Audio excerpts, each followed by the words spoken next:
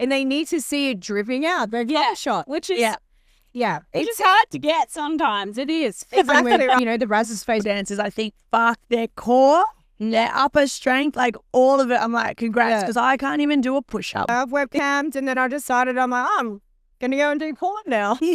I'll get back on the pole. I'm not going to find my boyfriend on a sugar daddy website. Then the Hunchman gangbang. So my uncle subscribed and I had no idea it was him. Yeah, I love multiple people. No, I wanted him to be my cream pie scene. I didn't know I had to get naked. We just go together after we kiss all night in some nightclub. Hey guys, welcome back to The Naked Truth. If you don't know already, I am Crystal and this is the lovely Tori. Hi. And we have the beautiful Isabelle, is it DelTore? Isabelle DelTore. Yes, I'm like, I get this right. The pronunciation of my names have been so off. And Tori's was actually the funniest, I reckon. I said to her, all right, you need to introduce, because I reckon I'll get this name wrong. Introduce it, and the lady's like, that's not my name. I was like, oh no.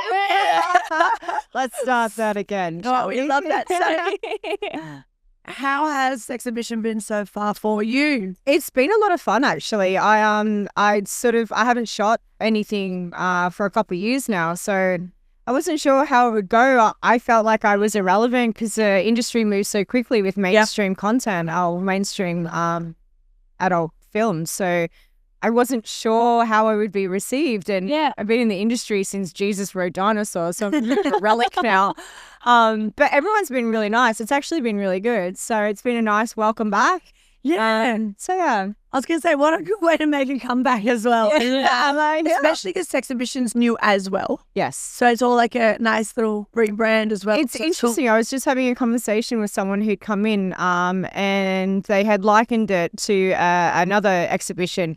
I'm like, no, man, this is a brand new expo and people need to be mindful of that. And they've done such a great job. Like, they've actually pulled off a really great show. Yeah, they definitely have. And they've gotten some pretty cool big names and creators that I've walked through. Even yesterday, people that weren't part of the show, just checking it out, we saw them all walking around. I was like, good on you, that's awesome. Yeah, absolutely. So, well, let's dive into it. Now, we know you're making your comeback now. You're jumping back into the industry, but let's take it way back. Yes. Where did you start? Where did you come from and how did it begin? So I was working a civilian job. I was a prison officer in maximum security facilities for near on 5 years. And I just decided that I'd had enough of it. And it would take me 3 months to interview and land another government job. And I was just like, I don't have time. I need to get out. I was done. And so I decided to strip at Spearmint Rhino under the radar just to make some money until I figured out what I wanted to do. Yeah. And I'd rusted no more shifts on for the prisons. And I made that night exactly what I would have made in 2 weeks doing night shifts at prison. And I literally sent them an email at 4 o'clock in the morning after my shift. I'm like, not coming back. Yeah, and they're like, can we do an exit interview? I'm like, no. Don't need on. No. Do you not want to make sure? So, I mean, not that I don't think I was missed, but, nor do I care. So, yeah, that's how I started in the industry. I started dancing at Spearmint Rhino.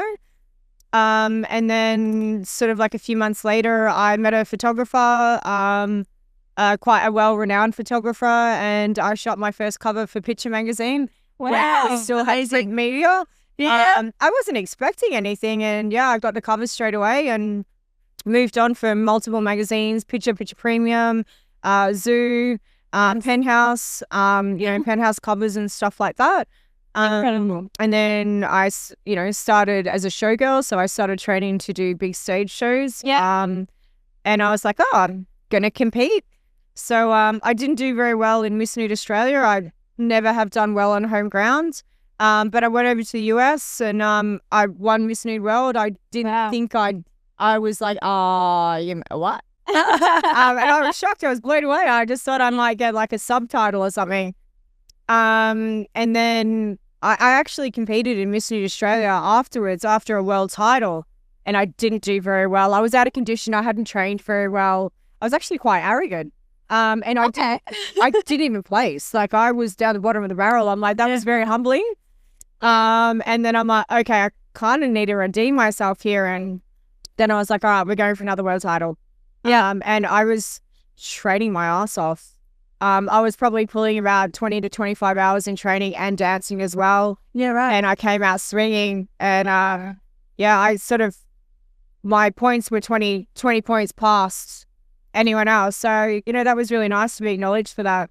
Yeah. And then, so I've webcammed and then I decided I'm like, I'm going to go and do porn now. I mean, why not? Why not? So I just went over to the US and started filming and I haven't looked back. So it's, I love it. That's awesome. I have not heard the word Zoo magazine in a while, but I used to love Zoo. It was my favorite fucking magazine. Ironic. Yes. No, but I love that because Zoo honestly was something that I would buy. I would always buy Zoo. I love Zoo. Zoo was it was pinnacle back then. Yeah, Zoo and FHM and Maxim. Yeah. Yeah. Is Picture Magazine from memory still around? No, it's not. 100% done. I thought it was one of the last to stay around. Yeah. Them are done. Like it's a real shame. I don't know why. Because service stations stopped selling it. Yeah. Yeah. They were done. So it's a shame. It is. It would have been fucking fun to get on it. Or something like that. I would have loved that. I read it so much. Yeah. Nostalgic. It's iconic. It's iconic. And I think Picture was my first opening a magazine to nude girls. Before anything else, Picture was definitely because they sold it in service stations and you could just open it. Yeah, that's it. And people, I read it for the articles. I'm like, no, you don't. Yeah, I read it for the crosswords. I'm like, you in the toilet doing the crossword? No, you're not, man. I know what you're in the toilet doing a word. Well, that's actually really cool. As straight off the back, like an accomplishment of making a cover. Such an awesome thing, especially back then when nowadays a lot of people can pay to have a cover or put themselves there, whereas back then it's sort of like you actually had to be selected. We got paid back then. Yeah. A cover was a lot of money. It was thousands of dollars. Yeah. And the photographer got paid as well. So I think, we were sort of at the tail end of getting paid. So I really would like to know how and when it flipped the script because I actually only just found out a couple of months ago that you could pay for covers. Never in my life did I know people could actually do that. I have an answer for that. Yeah. Sorry? I have an answer for that. Yeah. So what ended up happening is because print media went out of fashion, obviously, people aren't going and buying magazines that we had online. So radio killed the video star. Oh, no, video killed the radio star. You know what I mean? So the same thing happened with print media that, no one's buying magazines anymore. Everything's online. True. So what happened is that to boost, the magazine can't run on hubs. Yeah. So, what was happening is that girls are actually paying staff and production for the magazine, essentially, and buying a cover. But that was just covering the magazine's costs. Yeah. Because they didn't have enough in circulation. No one was buying it. Yeah. So that's why, they paid for covers. That actually makes sense. But you just put it under as advertising. It's a great tax write-off. Yeah. So that's essentially what it is. So maybe we're going to cover. Yeah, pretty much. So that's awesome. So give me a little bit of a rundown when you say you do shows like Miss Nude World. I don't personally know what that 100% involves. Yep. Is that choreography? Do you have set dances? Is there stages in that pageant you have to do? So for me, it was a really creative process. So, obviously we would have a time limit. And some of the competitions we had to do 2 shows to show diversity. And you couldn't do aerials in one or pole, and then you couldn't have 2 elements in the same show. So you had to show diversity. Okay. So I found the creative process really cool because you came up with a concept, then you would have music done. I did my own music, and I would cut the music according to what, it was. Yeah. And also what town it was in. Certain songs would hit really hard. So like in Adelaide, they loved metal.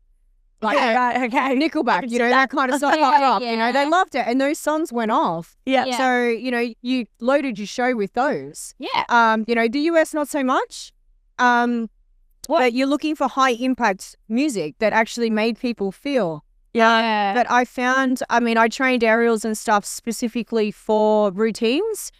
But there is also a level of presence on stage that you can't teach. Yeah. You either got it and you command the crowd, or you don't have it. Yeah. And I was training showgirls as well, very briefly. I couldn't teach that.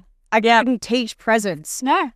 You know, and it's as simple as quite often my shows would have a minute where I was just literally standing there because the shows move so quickly that people's brains don't have a time to register. Yeah. So my aerials were never complicated, but the moves were executed exceptionally well, and I held them for a longer time. So people are like, Actually appreciating what you're doing. exactly right. Yeah. So the showgirls that were quite quick and too speedy, I'm like, man, the people don't register. Yeah. Yeah. You know, it's Very too big. So I think that was something that I worked very hard on. So yeah, that's essentially what, you know, the shows entailed. Always solo? Yes, Yeah. always on. Okay. The girls that had props, human props on stage never really did well. Yeah. Simply because it was like, well, why are you using other people? You should be able to command the crowd on your own. So It's a whole nother level of confidence, I guess. 100%. So it's based on, you know, your ability to have that confidence in that, I don't know, skill, I suppose. Yeah. Isn't it crazy how confidence can really be seen? Oh, like it is such a visible thing. The older you get, the more you realize if you just walk in confidently or you say something confidently that you don't even have to back yourself, but if you say it with confidence, like people are just like, People don't fuck with you. No. yeah. It's like, See, this is what you it feel is. It's, Yeah. Yeah, it's Yeah. strong. And you can't teach it, No. you know? So, yeah, you're right.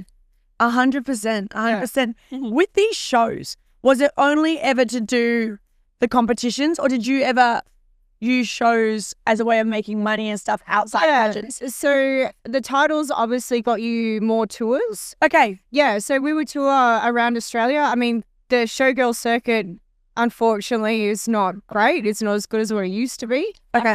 But the more titles you had, the more they would pay you.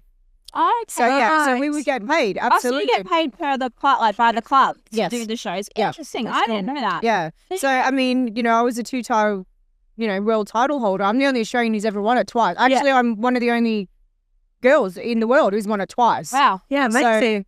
So, you know, it's just you command more. Yeah. Yeah. Yeah. Of course. Yeah. And did you give up stripping by that point, or were you still doing that with it? So I once I'd sort of moved on to porn, like I was constantly injured. I was performing injured every single time, and it's not because I was unfit. It was just because, you know, just this sheer, I don't know, strain on your body. Yeah. I was constantly in and out of physios. Like I just could never get good. Yeah. And I'm like, I'm done. You know, it's a lot of strain on the body. Having said that, shooting porn, it's also stressful. Oh, but in a different way. All right, that's you know. hard work. Yeah, but you're not, you know, 3 meters in the air hanging on a piece of metal by the back of your knee, you know. Yeah. So we get different injuries from that, from porn. Always insane when I see pole dancers. I think, fuck, their core, their upper strength, like all of it. I'm like, congrats, because I can't even do a push-up.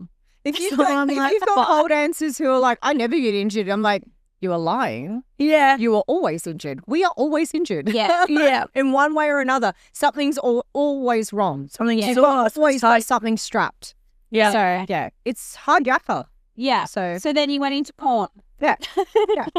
Do you remember your first move into porn? Like who you contacted, how that happened? Yeah, so I went over to AVNs just to have a look. And January, so. it's a vibe. It's so fun. Oh, it's so exciting. It's so great. Stay in the hotel where they're having it. Yeah? Yeah. Don't go to another hotel. Just stay in the hotel where you're having it. Anyway. Okay. So, I ended up signing with an agency and went back. And yeah, the rest is history. I still remember my first scene. The first performer I worked with, Ryan McLean, is actually one of my best friends. Oh, beautiful. So yeah, That's we cool. became quite close immediately. So yeah. Yeah. So Amazing. Can I ask you the process of being signed by an agency that does film porn? What does that look like? Because from my little knowledge of life, the only thing I ever thought of in my life was like the casting couch. Yeah. Because that's the only type of way I thought people got into porn. So Yeah, can you no, tell me exactly. what it is to like actually apply? So they literally, especially in Europe, they just sign you and then they'll book you. Okay. So it's just a case of the agency is there to filter the shitty producers or dodgy producers. Yeah. Okay. My agent over in the US was incredibly generous to me and very kind. And yeah, sure, I lost out on some work because he was known as a bit of a pit bull in the industry. But it also meant that my career started off on the right foot, and I shot with, you know, people who are above board. And it was a really great start for me. Whereas there are other girls in the industry who will start and say, like, you know, Miami or something like that, or in Europe where it's, you know, the Wild West, and some of the shoots are not cool, you know. So that does happen. You know, there are dodgy people in the industry. They don't last very long.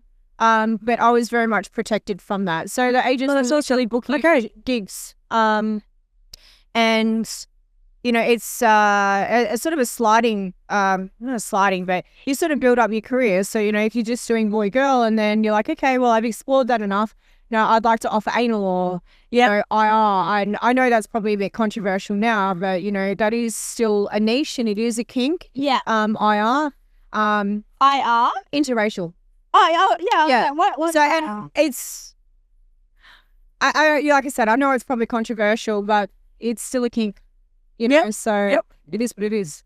Yeah. Yeah, okay. Yeah. And who are some of the big production teams that you have worked with in America then? So Brazzers, Tushy Raw, Black's Raw. I've also worked with Reality Kings. Heaps. Can you tell a difference between them, or are they all pretty? Yes. Yeah. Yes. Okay. So some of them, the crews are very established. So you'll get a production crew that work together. Yep. And they are like a well-oiled machine. Yep. Others not so much. Yeah. But you know, you find the teams that work for, say, like Reality Kings or Fantasy Massage or something like that, the equipment they use is exceptional. It has to be. You know, so most of them are very, very good. Yeah. Very Yeah, good. So, okay. yeah. Beautiful. I think that'd be a sick experience, you know, to have that production team. I always say I don't know if I could ever actually do it. Like, I reckon I'm like amateur for life. I don't like it. She could perform for sure, but I'm like, not for Yeah. But I've had people film and it's fine, so I'm like, I could do it. It's a whole different sandpit to play in when you're actually in mainstream porn. It's not content. No, It's a whole different beast. yeah, So yeah, it's I actually prefer that over content. I know it's probably a bit like yeah. Like run Sure. us through like a set, like how does it work? asking. All right, so Like as in, when you walk in, like what actually happens? So first of all, we need to test. So to make sure we've got 14-day tests. On the 14th day, you actually expire. Yeah. So it's literally 13 days. Yeah. And we usually test with talent testing. And it's uploaded to the pass system. So the producer, it's their job to check that you are in test. Yeah. The night before. So I'll turn up to set and we go, okay, this is what we're shooting. I know what I'm shooting, a boy, girl, or whatever. Yeah. And they're like, this is the theme of it. Yep, cool, no worries. So I sign the paperwork, do hair and makeup. The male talent will arrive sort of on time. You do outfits. And then we'll do what's called sex stills. So that can be actually quite taxing on the male performer because it's stop, start, stop, start, stop, start. That's just photos, obviously. Yeah, just photos. Yeah. So you need to like go for a little bit and then stop for a photo and actually pose for a photo. Oh, okay. So for us, it's fine. We're, you know, the Razz's face.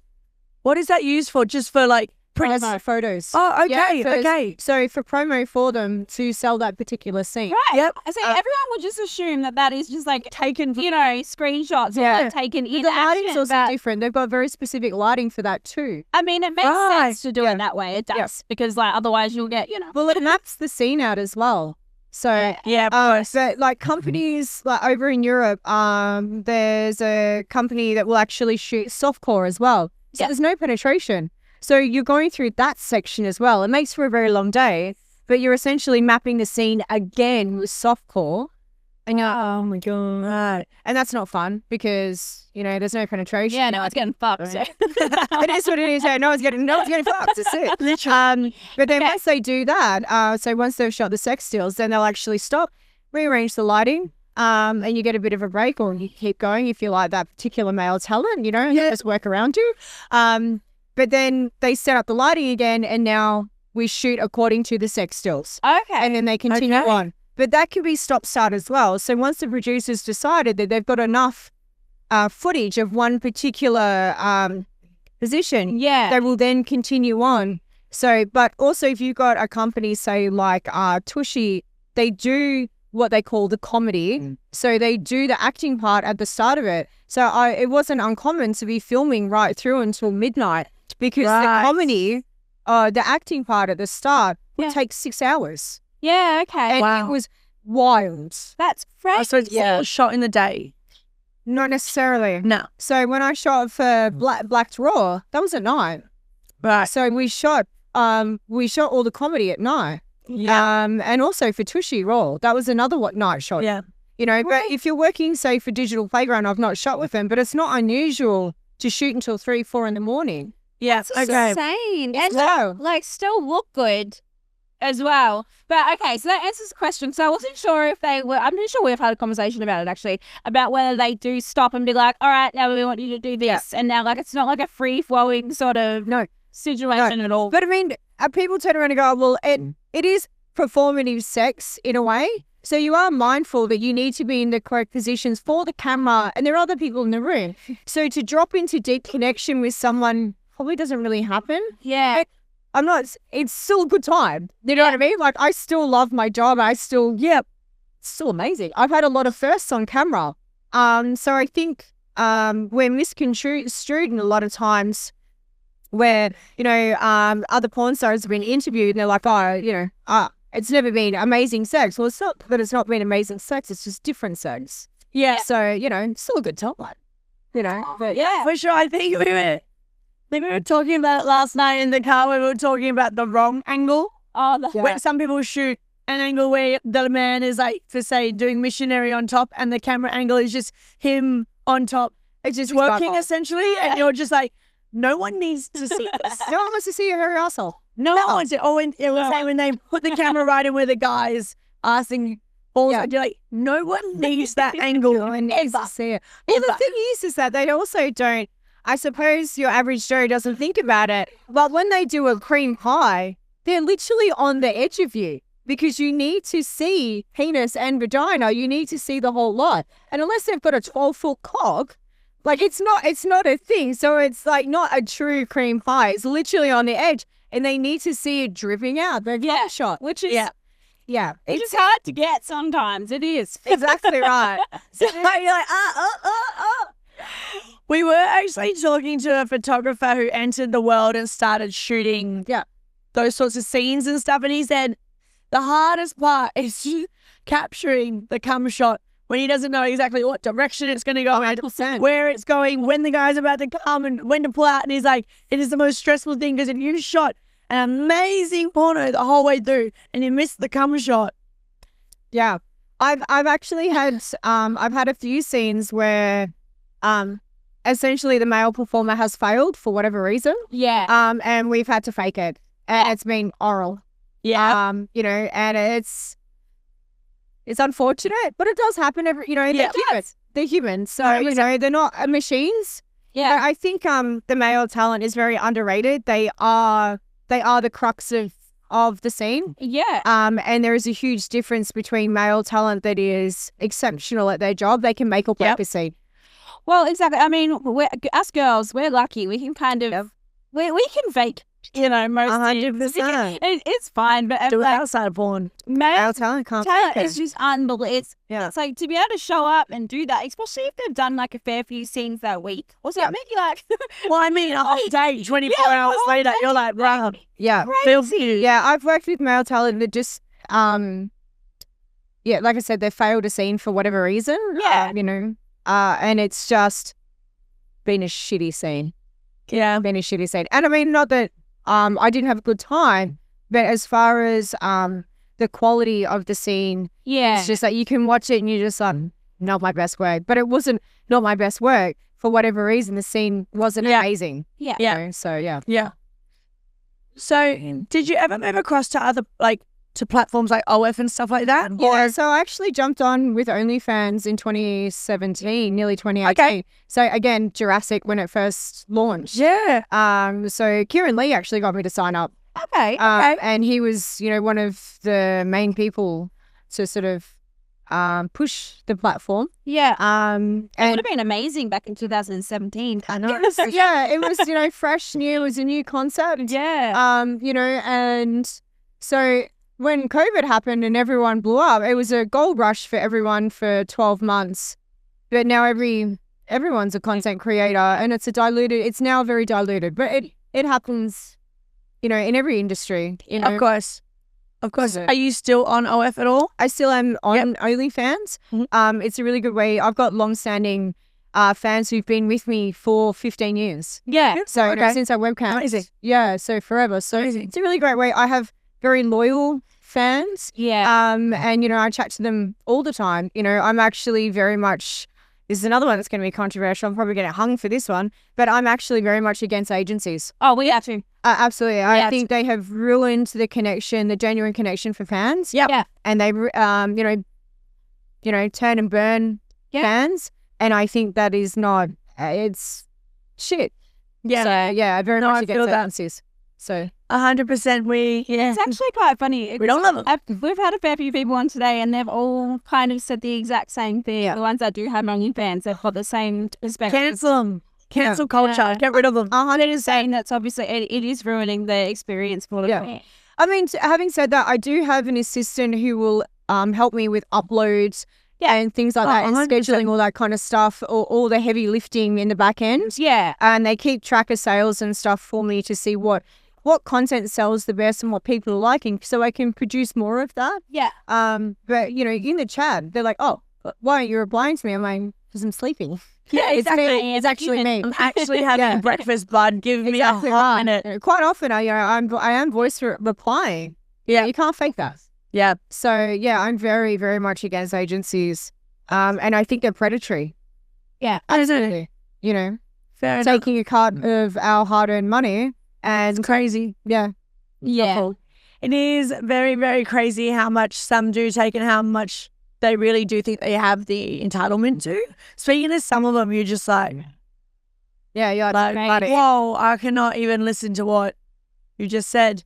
So when you took a break, did you take a break from OF and everything as well? So I was still on OnlyFans, like it was limping along. Yeah. But I did go into a civilian job, and I tried to make a really good crack of it. Like, I was miserable.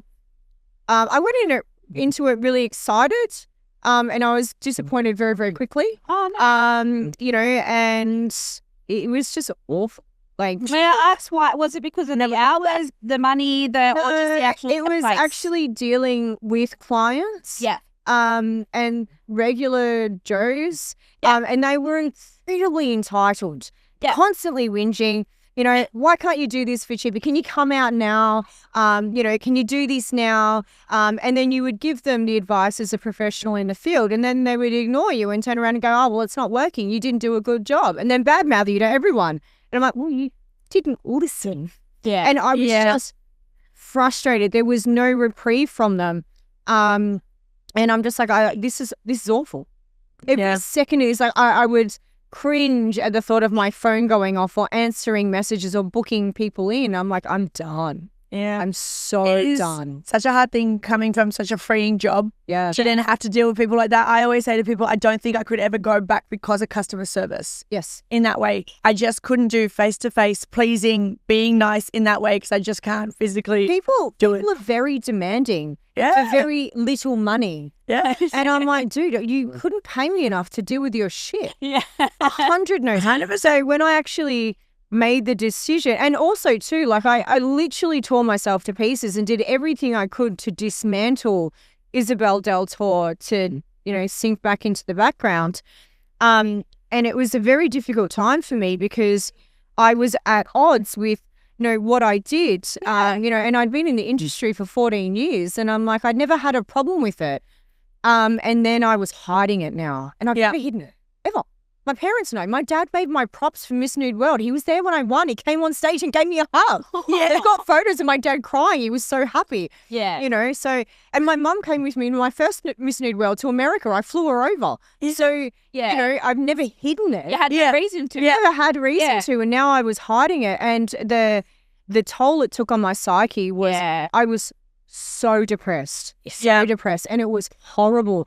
And when I made the decision, I'm like, I am done. Yeah. And it was actually a conversation I had with a civilian, believe it or not. And this guy will never know the conversation that we had actually tipped me over. I was like, I'm thinking about getting back into it. And he just said the right things at the right time, exactly what I needed to hear. Yeah. And I'm like, oh, you're right. What I do is it's not that. I'm getting back in. What have I done?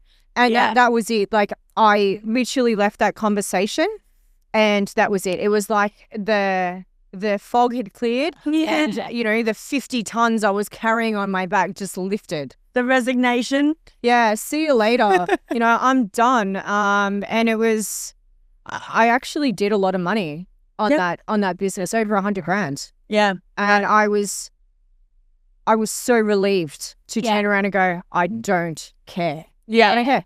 Yeah. So you couldn't, losing that money, I'd lose it again and again. Yeah. Yeah. So yeah. I mean, well, you're back now. So let's jump into that. What are you back doing? So obviously, OnlyFans is full steam ahead. Yep. I've just my flashlight. We're okay. This is we can show this on. So I teamed up with Flashlight to do my own Flashlight Pro. So I was just like, oh, we're coming back with a bang. So, Yes, I love that. Is it selling that in store or? So it's on the Flashlight website. They can just Flashlight Pro website. They can go buy one. Buy it. She back. It is an exact replica, my friend. And then I'll go back overseas and film again next year. Amazing. So I don't want to miss the Australian summer because the surf here is really good.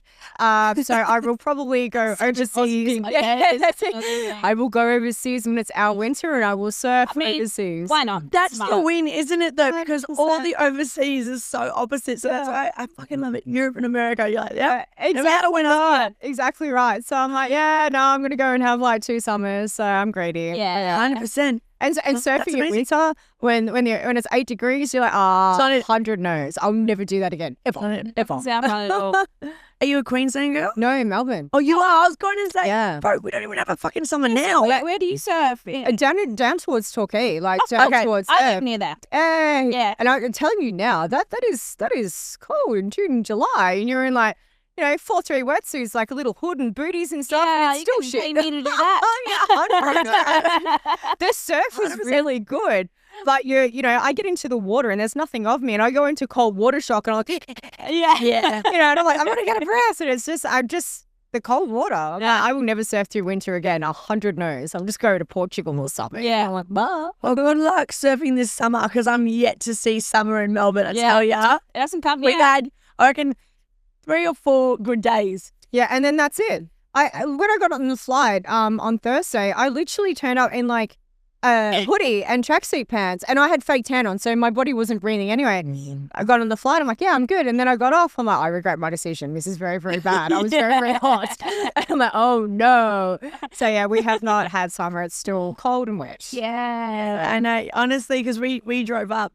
As soon as we got here, I was like, I wanted the heat, and I'm like, I don't want the heat anymore. Take it away. My hair is not liking the humidity. I'm like, I'm a mop. I cannot fix this. My makeup's melting off. I'm like, ow. I know. It's honestly like that. Like, even last night we went on the pod and I was saying we both curled our hair, did our makeup. By the time we got on that pod, my hair was straight, my makeup was gone. And I was like, well, it's not the same boat. Yeah, it's funny because I'm trying to look nice in photos. I'm like, I can't help it. But there's hundreds of photos of me on the internet looking way worse than this, in way worse conditions, with my eyelashes smashed all over my face. And I'm like, whatever.